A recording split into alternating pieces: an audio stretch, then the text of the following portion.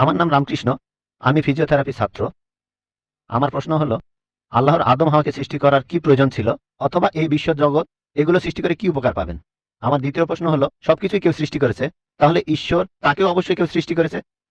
আল্লাহ শব্দটার অর্থ কি? ভাই 3টা প্রশ্ন করেছেন। প্রথম প্রশ্নটা, আল্লাহ কেন আদম হাওয়াকে সৃষ্টি করলেন? এই সৃষ্টি করার কারণটা কি? বিশ্বজগৎ সৃষ্টির কারণ কি?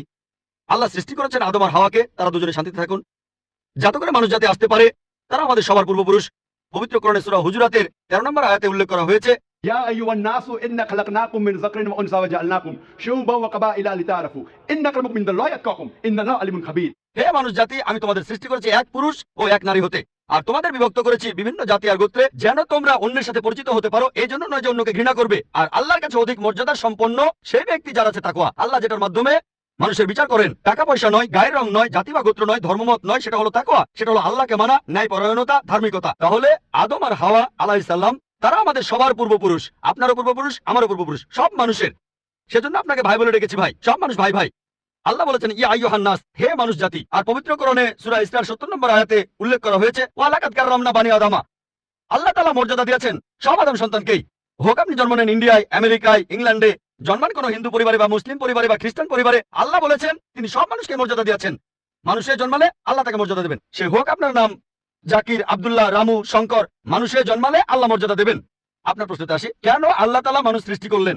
আল্লাহ মানুষ সৃষ্টি করেছেন কারণ আল্লাহ বলেছেন মানুষ হলো আল্লাহ সৃষ্টির মধ্যে সেরা।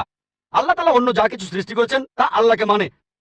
ফেরেশতা সৃষ্টি করেছেন, আল্লাহ যে আদেশই দেন ফেরেশতাগণ সেই আদেশ পালন করেন, তাদের নিজস্ব ইচ্ছা নেই। মানুষ হলো আল্লাহ তাআলার এমন এক সৃষ্টি যার নিজের ইচ্ছা আছে। আমরা তার কথা মানতেও পারি নাও মানতে পারি, তাই আল্লাহ আমাদের সৃষ্টি করেছেন। আমরা হলাম তার সৃষ্টি সেরা, আশরাফুল মাখলুকাত। তবে আমরা আল্লাহ তাআলার কথা মানতে পারি নাও মানতে পারি। যদি আল্লাহর আদেশ মানেন তাহলে জান্নাতে যেতে পারবেন, তাহলে বেহেশতে যাবেন, স্বর্গে যেতে পারবেন। যদি আদেশ না মানেন তাহলে জাহান্নামে যাবেন, দোজখে যাবেন।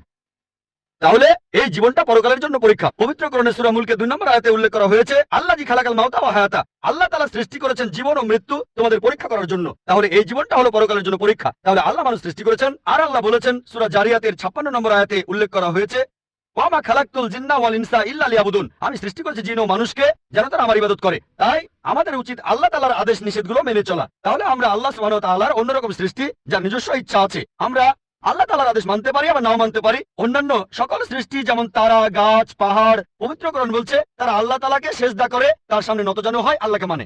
আমাদের স্বাধীন ইচ্ছা আছে, আল্লাহ আমাদের এই স্বাধীন ইচ্ছা দিয়েছেন। এই স্বাধীন ইচ্ছা নিয়ে যদি আল্লাহকে মানেন আপনি তাহলে ফেরেশতাদের উপরে চলে যাবেন। আর যদি আল্লাহ তাআলাকে না মানেন তখন হবেন শয়তানের সহযোগী। আল্লাহ আমাদের সৃষ্টি করেছেন পরকালের পরীক্ষার জন্য। আপনার দ্বিতীয় প্রশ্নে আসি, সবকিছুর একটা স্রষ্টা আছে, আল্লাহকে বানিয়েছে কে? যদি কেউ বলে সবকিছুরই একটা স্রষ্টা আছে, কথাটা ঠিক নয়। সব সৃষ্ট জিনিসের স্রষ্টা আছে। আল্লাহ তাআলার সংজ্ঞা হচ্ছে তাকে কেউ সৃষ্টি করেনি। যখনই বলবেন কে আল্লাহকে বানিয়েছে সে আল্লাহ নয়। আল্লাহ তাআলার সংজ্ঞা হচ্ছে তিনি সৃষ্টি হননি। ধরেন এক লোক আপনাকে বলল যে ভাই আমার বন্ধু জন, সে হাসপাতালে ভর্তি হয়েছে, সে একটা বাচ্চা জন্ম দিয়েছে। বলতে পারবেন এই বাচ্চাটা ছেলে না মেয়ে? বলতে পারবেন? চেষ্টা করেন, দেখেন। পারবেন না কেন? ছেলে না মেয়ে? হ্যাঁ না। ধরেন ভাই জন, সে হাসপাতালে ভর্তি হয়েছে, সে একটা বাচ্চার জন্ম দিল। এই বাচ্চাটা ছেলে না মেয়ে? আপনি বলতে পারবেন? না। না। 50% চান্স ছেলে না মেয়ে। লোকজন সবাই হাসছে কেন? বলতে পারবেন? পারবেন না কেন? যে উত্তরই বলেন সেটা কি ঠিক হবে? চেষ্টা করে দেখেন, যে বাচ্চাটা জন্মালো সে কি ছেলে না মেয়ে? চেষ্টা করেন। মেয়ে। মেয়ে। ভাই পুরুষ লোক কি বাচ্চার জন্ম দিতে পারে?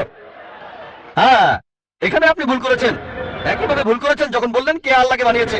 পুরুষ লোক কোনো বাচ্চার জন্ম দিতে পারে না, তাহলে তো মেয়ে বা ছেলে হওয়ার প্রশ্নই আসে না। এখন কি আপনি বুঝতে পেরেছেন?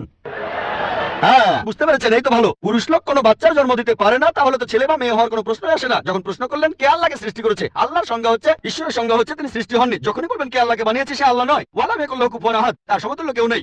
এবারে আপনার শেষ প্রশ্নটাতে আসে, আল্লাহ কে? আল্লাহ কে? সবচেয়ে সেরা সংজ্ঞাটা আছে পবিত্র কোরআনে সূরা ইখলাসে 1 নম্বর থেকে 4 নম্বর আয়াতে উল্লেখ করা হয়েছে। এখানে বলা হয়েছে যে কুল হুয়াল্লাহু আহাদ, বলা তিনি আল্লাহ এক, অদ্বিতীয়। আল্লাহুস সামাদ, তিনি অবিনশ্বর, চিরস্থায়ী। লাম ইয়ালিদ ওয়া লাম ইউলাদ, তিনি জন্ম নেননি, কাউকে জন্ম দেননি। ওয়া লাম ইয়াকুল লাহু কুফুয়ান আহাদ, তার সমতুল্য কেউ নেই। এই হলো 4 লাইনের সংজ্ঞা আল্লাহ সুবহানাহু ওয়া তাআলার। যদি কোনো মানুষ, যদি কেউ বলে যে অমুক লোকটা আল্লাহ, সেই লোক যদি এই 4টা শর্ত পূরণ করতে পারে, আমাদের মুসলিমদের কোনো আপত্তি থাকবে না সেই লোককে আল্লাহ বলে মেনে নিতে। 4 লাইনের সংজ্ঞা, এটাই হলো ধর্মের লিটমাস টেস্ট। আল্লাহ তাআলার সংজ্ঞা। প্রথমটা হলো কুল হুয়াল্লাহু আহাদ, বলো তিনি আল্লাহ এক, অদ্বিতীয়। আল্লাহুস সামাদ, আল্লাহ বিনশ্বর, চিরস্থায়ী। লাম ইয়ালিদ ওয়া লাম ইউলাদ, তিনি জন্ম নেননি, কাউকে জন্ম দেননি। ওয়া লাম ইয়াকুল লাহু কুফুয়ান আহাদ, তার সমতুল্য কেউ নেই। যদি হিন্দু ধর্মগ্রন্থগুলো পড়েন সেখানেও একই রকম কথা বলা হয়েছে, কুল হুয়াল্লাহু আহাদ। এটা পাবেন আপনাদের ছান্দোক্য উপনিষদে 6 নম্বর অধ্যায় 2য় অনুচ্ছেদের প্রথম পরিচ্ছেদে। এক্কামে বিদ্যুতিয়াম, ঈশ্বর মাত্র একজন, দ্বিতীয় কেউ নেই। দ্বিতীয় টেস্ট আল্লাহুস সামাদ, আল্লাহ বিনশ্বর, চিরস্থায়ী। ভগবদ গীতা 10 অধ্যায় 3 অনুচ্ছেদ বলছে, আমাকে বলা হয় এই বিশ্ব জগতের প্রভু, আমি জন্ম নেইনি, কোনো শুরু নেই। তৃতীয় টেস্ট লাম ইয়ালিদ ওয়া লাম ইউলাদ, তিনি জন্ম নেননি, কাউকে জন্ম দেননি। আর শ্বেতক্ষেত্র উপনিষদে আছে 6 নম্বর অধ্যায়ের 9 অনুচ্ছেদে, নাচাই সাকাসিদ জানিতা নাচাতিপা, ঈশ্বরের কোনো প্রভু নেই, তার কোনো বাবা মা নেই। মহান ঈশ্বরের কোনো বাবা নেই, তার কোনো মা নেই। তারপর ওয়া লাম ইয়াকুল লাহু কুফুয়ান আহাদ, তার সমতুল্য কেউ নেই। আর শ্বেতক্ষেত্র উপনিষদে বলা হয়েছে 4 নম্বর অধ্যায়ের 19 অনুচ্ছেদে আছে। এছাড়াও যজুর্বেদ 32 অধ্যায়ের 3 অনুচ্ছেদে বলা হয়েছে, নাতাস্তি প্রতিমা আস্তি, মহান ঈশ্বরের কোনো প্রতিমা নেই, কোনো মূর্তি নেই, কোনো ছবি নেই, কোনো ফটোগ্রাফ নেই, কোনো ভাস্কর্য নেই। এটা কে বলেছে? যজুর্বেদ 32 অধ্যায় 3 অনুচ্ছেদ বলেছে। একই কথা ওয়া লাম ইয়াকুল লাহু কুফুয়ান আহাদ। যদি কেউ বলে যে অমুক লোকটা হচ্ছে আল্লাহ, যদি সেই লোকে 4টা শর্ত পূরণ করে, আমরা মুসলিমরা কোনো রকম আপত্তি ছাড়াই সেই লোককে আল্লাহ বলে মেনে নেব। যেমন ধরেন, কিছু লোক বলে ভগবান রজনীশ হলেন মহান ঈশ্বর।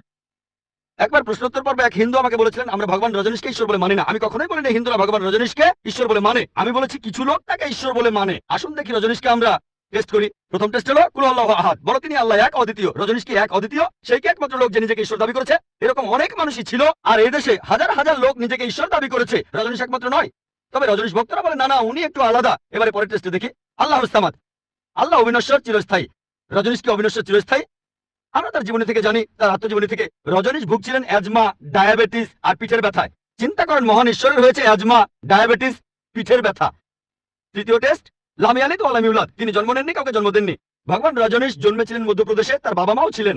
1981 সালে তিনি আমেরিকায় গেলেন, ইউএসএ।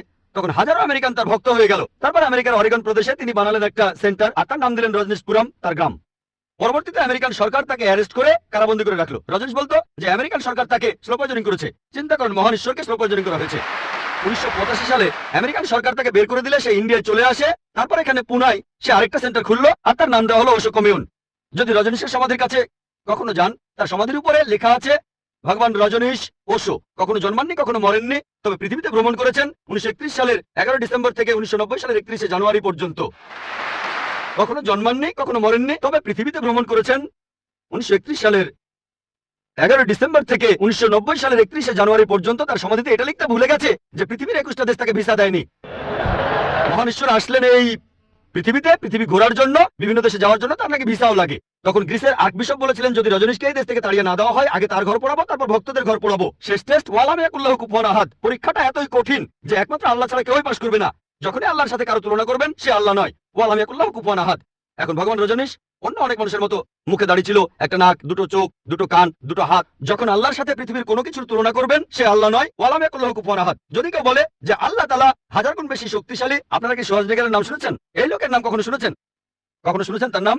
এই লোক একটা সময় ছিল মিস্টার ওয়ার্ল্ড, মিস্টার ইউনিভার্স, পৃথিবীর সবচেয়ে শক্তিশালী লোক, বিশ্বজগতের সবচেয়ে শক্তিশালী লোক। যখনই আল্লাহকে তুলনা করবেন কোনো কিছুর সাথে, হোক সেটা আর্নল্ড সোয়াজনেগার, হোক সেটা দারা সিং, হোক সেটা কিং কং, হোক সেটা হাজার গুণ বা লক্ষ গুণ, যখনই আল্লাহর সাথে পৃথিবীর কোনো কিছুর তুলনা করবেন, সে আল্লাহ নয়। ওয়া লাম ইয়াকুল লাহু কুফুয়ান আহাদ। তার সমতুল্য কেউ নাই। তাহলে এই হলো 4 লাইনের সংজ্ঞা আল্লাহ সুবহানাহু ওয়া তাআলার পবিত্র কোরআনে আছে। আপনি যে ঈশ্বরের পূজা করছেন, ভাই, সেই ঈশ্বরকে সূরা ইখলাস দিয়ে টেস্ট করুন। যদি তিনি পাশ করেন, তাহলে সত্যিকারের ঈশ্বর, তা না হলে নকল ঈশ্বর।